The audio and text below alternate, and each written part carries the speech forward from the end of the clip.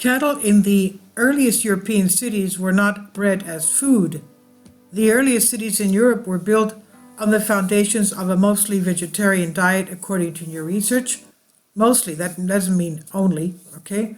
Now, the findings suggest that even with the dawn of agriculture and large plant settlements, meat was but a delicacy. The gigantic circular cities of Tripilia culture emerged around 6,000 years ago in what's now known Ukraine and Moldavia. The largest of these mega cities covered an area equivalent to several hundred football fields of land and once housed up to 15,000 people.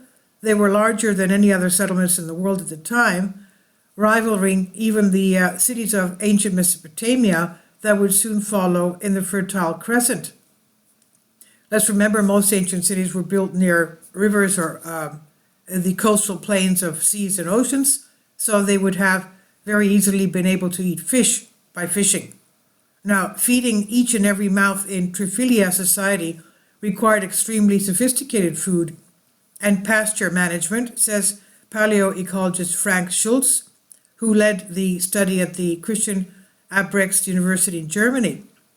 But even though cattle were a crucial part of the system, beef was not, he said. Between 4,200 and 3,650 BC, animals domesticated by Triphylia societies were prized largely for their poop, not their flesh. According to Schulz and his team, an analysis of nitrogen isotopes in teeth, bones, and soil from the remains of Triphylia society suggests that early farmers in Europe were mostly consuming peas, lentils, and cereal grains like barley. Cattle, sheep, and goats, which were kept in fenced pastures, were largely used to fertilize farmland. These animals also ate peas and grains, and their manure boasted the production of later crops. Slaughtering the herds for meat would have depleted a vital source after much labor raising them, collapsing the whole system. Previously, some scientists had assumed that there was intensive meat production in Triphylia societies based on the estimated size of their herds, but that may not be true after all. Animal products contributed to just 8 to 10% of the regular Triphylia diet, according to Schulz and his team. We hypothesize, he said, there would have been days during which only meat was consumed, the authors write, as well as some everyday meat consumption, preferably from small animals. When crops and soil are fertilized by manure, biological turnover is increased, resulting in higher nitrogen isotope levels overall.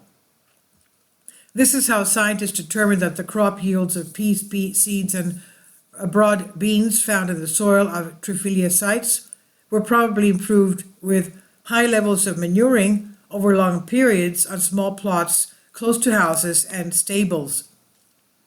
In its heyday, Triphylia culture was one of its kind. Its settlements, which dot Ukraine and Moldavia to this day, were designed in concentric circles, with rows of houses lined up along the ring corridors, encircling an open central place.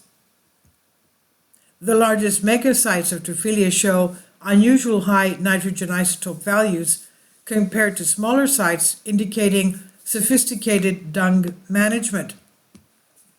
Cattle dung appears to have been the main fertilizer. Researchers predict hundreds of cows were extensively pastured at mega sites, sometimes quite far from the settlement itself. Sheep and goats were also pastured, albeit to a smaller extent. The whole system was self-sustaining. Some mega sites were settled for over 150 years, providing a stable home for several generations of farmers. The wise management of nutrients meant that Triphylia societies did not overexploit their natural resources, the researchers say. No one really knows why the Triphylia culture disappeared into obscurity around 3000 BC. Some experts suspect it was destroyed by force or as a result of political tensions. Others hypothesize it was a colder and drier climate that spelled the end of these once flourishing societies. The discovery of such an advanced agricultural technology that did not exploit the natural environment makes it all the more likely that the demise of the Triphylia was not economic, but based on social or political changes. It seems even a substantial and nutritious veggie-based diets can protect from all the woes of human society.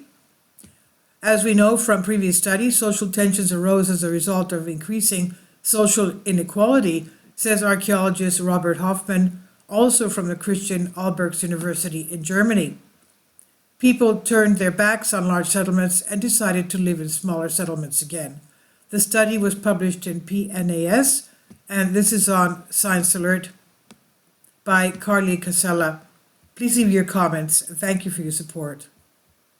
Kindly support my Patreon account. The daily posts are 5 videos daily, and they are totally different from what I have on my YouTube channel. Thank you so much for your support and that you find all my content so interesting. You'll find the Patreon account details in the description box below.